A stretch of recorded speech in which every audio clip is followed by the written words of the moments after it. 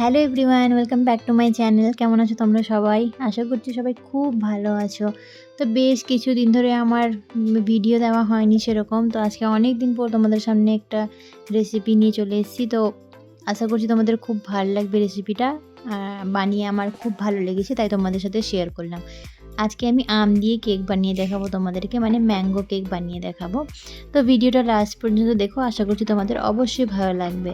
তো দেখো, আমি একটা পাকা আম নিয়ে নিয়েছি। তোমরা যে কোয়ান্টিটির বানাবে সেই অনুযায়ী আম নিতে পারো। আমি 1 কাপ, এটা আমি একদম সুজি দিয়ে বানাবো, আর একদম কোনো ময়দা আমি ইউজ করব না এর মধ্যে।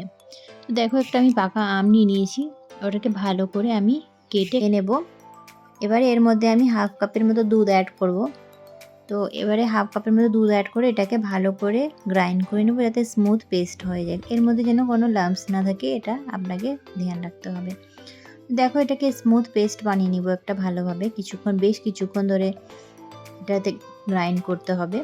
তো দেখো, এটা একদম স্মুথ পেস্ট বানিয়ে নিয়েছি। যদি আপনার লাম্পস থাকে তো আরও বেশ কিছুক্ষণ গ্রাইন্ড করতে পারেন। তো ওটাকে আমি সাইডে রেখে দেবো। এবারে আমি আরেকটা মিক্সিং জার নিয়ে নিয়েছি। এর মধ্যে আমি 1 কাপ সুজি নিয়ে নেব। এটা আমি সমস্তটাই আপনাকে সুজি দিয়ে বানিয়ে দেখাবো, এর মধ্যে কোনো ময়দা যাবে না। এটা খুব হেলদি প্রসেসে বানিয়ে দেখাবো। তো দেখো, 1 কাপের মতো সুজি নিয়ে নিলাম। এবারে এর মধ্যে 1/2 কাপের মতো চিনি অ্যাড করে দেবো। এর মধ্যে 1/2 কাপ চিনি দিলে খুব ভালো মিষ্টিটা হয়। তো আপনারা তো চিনির কোয়ান্টিটিটা আপনারা সুজির কোয়ান্টিটি অনুযায়ী কম বেশি করতে পারেন, সেটা সম্পূর্ণটাই অপশনাল। এবারে দেখো, ওই সুজি আর চিনিটাকে যে গ্রাইন্ড করে রেখেছিলাম সেটাকে একটা পাত্রে বের করে নেব। এবারে দেখো, এটাকে একটু ভালোভাবে মিক্স করে নেব স্প্যাচুলা দিয়ে। এটাকে ভালো করে মিক্স করে নেওয়ার পর এর মধ্যে যে আমি আম আর দুধের যে পেস্টটা বানিয়ে রেখেছিলাম সেটা অ্যাড করে দেব। অ্যাড করে এটাকে ভালো করে মিক্স করতে হবে। তো দেখো, ভালো করে মিক্স করে নিলাম। এবারে এটাকে কিছুক্ষণের জন্য ঢেকে রেখে দিতে হবে, কারণ সুজিটা একটু ফোলে, তো তাই কিছুক্ষণের জন্য রেস্টে রাখলে ভালো হয়। এবারে দেখো, আমি কয়েকটা ড্রাই ফ্রুট নিয়ে নেব।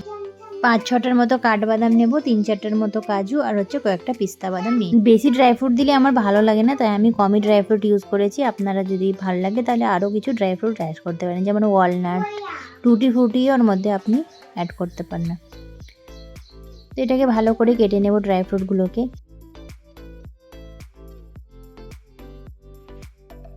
ততক্ষণে আমি মাইক্রোওয়েভটা ফ্রি হিট করার জন্য রেখে দেবো। দেখো, আমি একটা রিহিট করার জন্য রেখে দিলাম 1 মিনিট 1.5 মিনিটের জন্য। রিহিট হতে থাক। তো দেখো, কিছুক্ষণ আধ ঘন্টার মতো সুজিটাকে ভিজিয়ে রাখার পর দেখো কনসিস্টেন্সিটা কত ঠিক হয়ে গেছে, মানে সুজিটাও ফুলে গেছে, তাই ঠিক হয়ে গেছে। তো দেখো, ড্রাই ফ্রুটগুলো অ্যাড করে দিলাম। আবার 1/2 কাপের মতো এখানে রিফাইন্ড অয়েল, আপনারা চাইলে বাটারও অ্যাড করতে পারেন, আমি নন ফ্লেভার্ড অয়েল ইউজ করেছি। এবারে এটাকে ভালো করে মিক্স করে নিতে হবে। এটা বেশ কিছুক্ষণ ধরে ভালো করে ফেটিয়ে নিতে হবে, যাতে ভালোভাবে তেল আর বাদামগুলো মিক্স হয়ে যায়। তো মিক্স করার পর আমার কনসিস্টেন্সিটা আমাকে একটু ঠিক মনে হচ্ছিলো, তাই আমি আবার 1/2 কাপের মতো দুধ আমি এর মধ্যে অ্যাড করে দিলাম। এবারে দুধটাকেও ভালো করে মিক্স করে নিতে হবে, যাতে সবগুলো প্রপার মিক্স হয়ে যায়।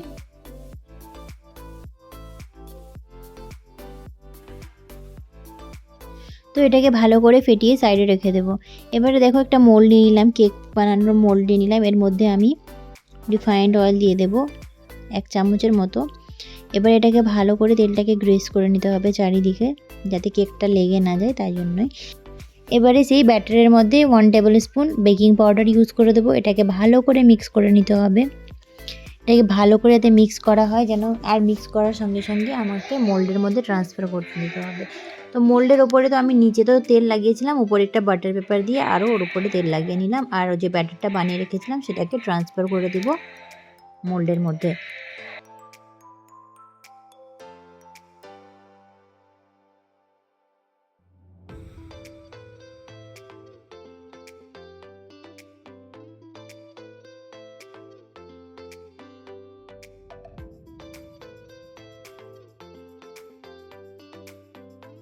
মাইক্রোওয়েভটাকে তো 2 মিনিটের জন্য আমি ফ্রি হিট করার জন্য রেখেছিলাম। তারপরে দেখো, কেকের মোল্ডটা এর মধ্যে ঢুকিয়ে 110 ডিগ্রি টেম্পারেচারে আমি 30 মিনিটের জন্য বেক করার জন্য লাগিয়ে দেব। তো দেখো,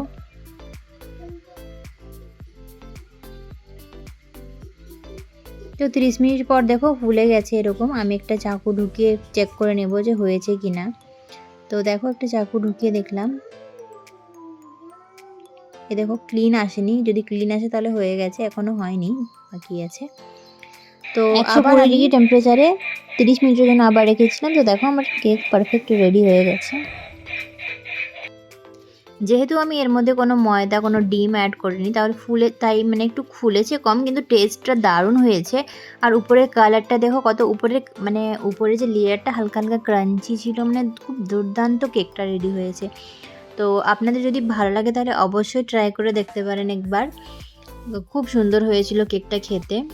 তো দেখো কত স্পঞ্জিও হয়েছে, উপরেরটা একদম পুরো ক্যারামেলের মতো টেস্ট লাগছে, আর নিচেরটা পুরো কেক, মানে এক কথায় খুব সুন্দর কেকটা রেডি হয়েছিল। তো আপনারা ট্রাই করতে পারেন যদি আপনাদের ভালো লাগে। তো আর আমার এরকম নতুন নতুন রেসিপি ভিডিও দেখতে যদি আপনাদের পছন্দ হয় তাহলে অবশ্যই আমার চ্যানেলটাকে সাবস্ক্রাইব করে দেবেন। তো থ্যাংক ইউ, দেখা হচ্ছে আবার একটা নতুন ভিডিওর মাধ্যমে।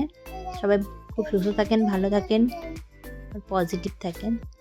বাই।